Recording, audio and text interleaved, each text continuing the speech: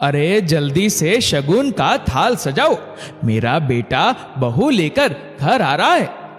पुष्पा जी आनंद विभोर हो रही थी। बेटे का मुंह तो जन्म लेते ही देख लेते हैं, पर बहू का मुंह तो सालों बाद देखने को मिला है।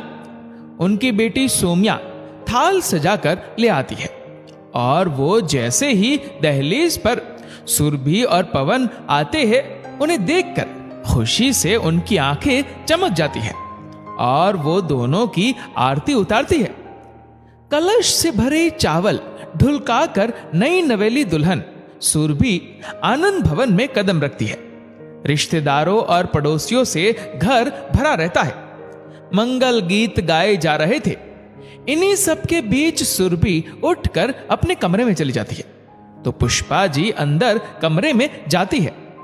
बहू, तुम अकेली यहां आकर क्यों बैठ गई? बाहर सब मुंह दिखाई की रस्म के लिए बैठे हैं। अभी और कितनी रस्में बची है? मैं तो काफी थक गई हूं। अब मुझसे ये भारी कपड़े पहनकर बैठा नहीं जा रहा है। आप ये रस्म कल करवा लीजिए। सुरभि ने झट से बोल दिया।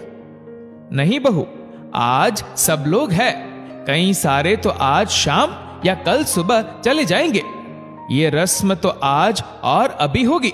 सब इसीलिए तो रुके हुए थे। सबको ऐसे कैसे मना कर दूं? मम्मी, अब आप सुरभि के साथ जबरदस्ती मत करिए। अब उसका मन नहीं है तो रहने दीजिए। वैसे भी यह रस्में थका देती है। पवन ने कमरे में आकर कहा। दोनों बेटे और बहू की बात सुनकर पुष्पा जी का चेहरा उतर गया। वो फिर बोली, आज के दिन मेरी बात मान लो। मैं सबको क्या जवाब दूंगी? फिर तुम दोनों की मर्जी, जो चाहे कर लेना। बाहर से पवन की बुआ भी लगातार आवाज लगा रही थी। आखिर में सुरभि को बाहर जाना ही पड़ा। मुंह दिखाए और बाकी की रस्में हो चुकी थी। अगले दिन सुरभि बहुत देर तक नहीं उठी। चौका पूजन करवाना था। कुछ करीबी रिश्तेदार अभी भी रुके हुए थे। सोमिया ने जाकर दरवाजा बजाया तो पवन उठकर बाहर आया और बोला, तेरी भाभी को सोने दे, क्यों परेशान कर रही है? भैया, बाहर सब भाभी का इंतजार कर रहे हैं। चौका पूजन की रस्म अभी बाकी है। सोम्या कहकर चली गई। पवन और सुरभि काफी देर बाद बाहर आए। तब तक सब इंतजार करके थक गए थे।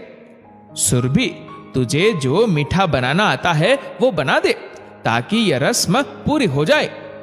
रश्मि ने कहा, मुझे कुछ मीठा बनाना नहीं